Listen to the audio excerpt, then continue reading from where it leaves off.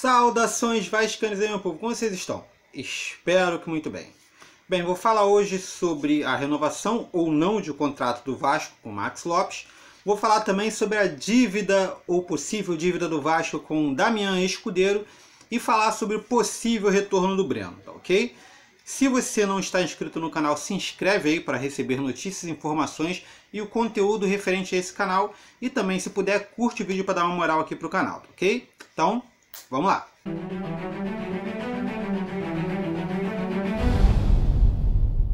Bem, primeira coisa de hoje, quero repercutir isso sobre a renovação do Max Lopes. Pois é, ela foi postergada um pouco para depois do Carioca, tendo em vista que Vasco e Max Lopes não conseguiram chegar a um acordo referente aos valores e ao tempo de contrato. Conclusão, tendo todos esses problemas em relação a tempo, valores e também a situação no campeonato e também a ascensão de garotos, enfim, todas as coisas, todas as místicas em volta dessa negociação, o Vasco achou melhor deixar essa negociação mais para frente, mesmo porque não teria sentido fazer isso agora, tendo em vista tantas outras coisas mais urgentes que o Vasco tem para resolver. Eu vejo com bons olhos que o Max Lopes fique no Vasco. Pois bem, tendo dito isso, de querer que o Max Lopes fique, mas esse fique é a qualquer preço? Não. Tem que ser um valor que fique dentro da realidade do clube. Não adianta pagar um valor astronômico ou então fora da realidade atual só para que o Max Lopes fique. Nesse caso, o ideal seria que de fato ele fosse embora. Nós temos uma situação aí complicada de atacante, mas dá para se segurar. Se qualquer coisa contrata um outro nome. O Efetiva, Thiago Reis, Hugo Borges. Não dá também para ficar gastando rios de dinheiro para manter o Max Lopes. Reitero, eu quero que ele fique, mas que ele fique por um valor palpável, um valor que dê para aceitar, que seja bom para o Max Lopes, que seja bom para o Vasco. Agora, pagar um valor astronômico para o Max Lopes ficar, para mim, fora de questão. Bem, falar agora sobre Damian Escudeiro. Não sei se vocês lembram do Escudeiro, que foi a grande contratação do Vasco, presente de Natal de 2017, aí na temporada 2017-2018 para o Vasco.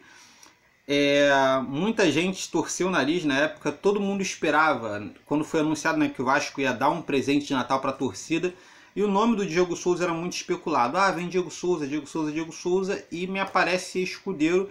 Foi aquele banho de água fria na maioria da torcida. Não só por causa do hype que foi criado em cima do jogador, que foi uma situação complicada, ele já começou muito em baixa com a torcida criticando ele. Tecnicamente ele também não se sobressaiu pelo Vasco. Teve jogos muito apagados, não conseguiu se firmar, não conseguiu fazer grandes partidas, evoluções técnicas. Enfim, foi um jogador praticamente nulo no Vasco. O que não seria tão ruim, porque ele saiu logo um pouco depois do meio da temporada, mas ele saiu na justiça e processou o Vasco por falta de pagamento. E agora o que aconteceu? O Vasco foi condenado a pagar 2,2 milhões para o Escudeiro, valor que ainda pode subir. Esse valor não está fechado.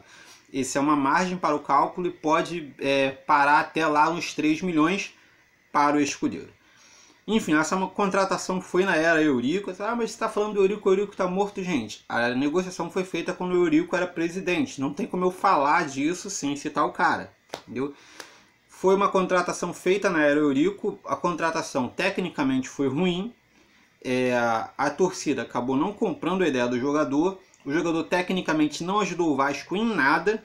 E agora ainda saiu e vai pegar uma boa farpela aí do Vasco, que vai ter que pagar esse valor aí para o Escudeiro, mais um dinheiro saindo do Vasco. Se você pensar que só dessas contratações você tem o Escudeiro aí colocando o Vasco na justiça, que deve receber um valor.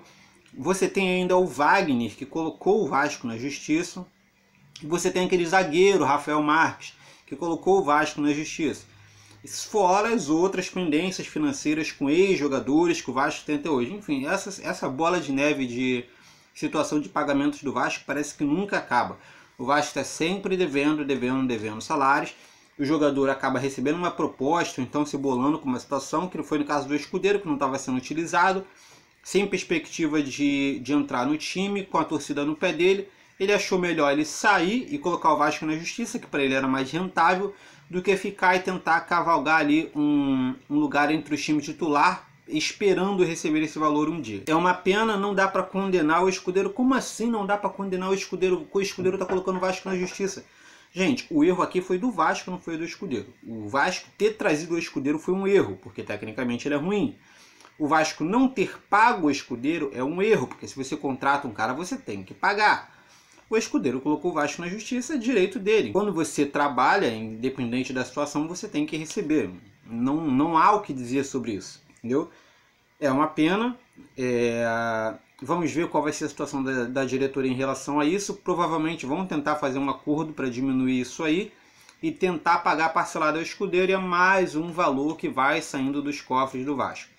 Se você vê a situação do Vasco, desde muito tempo, o Vasco paga 2, 3 times de futebol. O time atual e mais um monte de ex-jogadores que passaram pelo Vasco, que o Vasco está devendo, e parece que isso continua se mantendo. Vamos ver se na próxima gestão do Vasco não vai ter jogadores dessa gestão processando porque o Vasco não pagou. Vamos contar pelo menos que essa prática de não pagar jogador pare por aqui. Bem, falando da última, mais importante novidade é a volta do Breno, a possível volta do Breno. O Breno ele está já numa fase avançada assim, de recuperação. O Vasco está trabalhando ele desde o final de 2018. Então é bom que o Breno volte, que nós teremos ali uma outra ótima opção para a zaga. Uma zaga de Breno e Leandro Castan é uma zaga muito segura. Até o Breno e o Wehrley seria uma zaga muito segura. E eu estou muito confiante com essa volta do Breno, estou torcendo, é bom que estão fazendo tudo com calma, tudo tranquilo. Eu espero que seja uma volta. O Breno, a exemplo do Castan, foi um jogador que saiu, fez um bom futebol lá fora, sendo que ele teve o problema crônico dele no joelho, também teve problemas pessoais lá fora, mas é um jogador com extrema qualidade, que pode sim ajudar muito o Vasco. Então eu espero sim que ele volte, que volte inteiro. E eu acredito que para o início do Brasileiro, depois das 3 primeiras rodadas do Brasileiro, eu acho que o Breno já vai estar em condição de volta. Claro que a gente tem aquilo de readaptação, condicionamento físico, essas coisas todas. O cara pegar um pouco mais de tato assim, em relação a jogar no campo. Enfim, será um processo um pouco longo, mas eu espero que o Breno volte à sua forma mais ideal para jogo o mais breve possível. Bem, basicamente é isso. Gostaria que vocês comentassem algumas coisas. Primeiro, se vocês gostaram desse molde de vídeo um pouco mais curto, um pouco mais rápido, vale a pena pedir mais uma vez, se você puder, comente aqui nesse vídeo o que você achou. Compartilhe esse vídeo nas redes sociais vascaínas, no Facebook, no Twitter, no WhatsApp. Comenta aí, compartilha para tudo quanto é lugar, por favor. E é isso aí. Muito obrigado a todos vocês, beleza? Então, valeu, falou e até mais.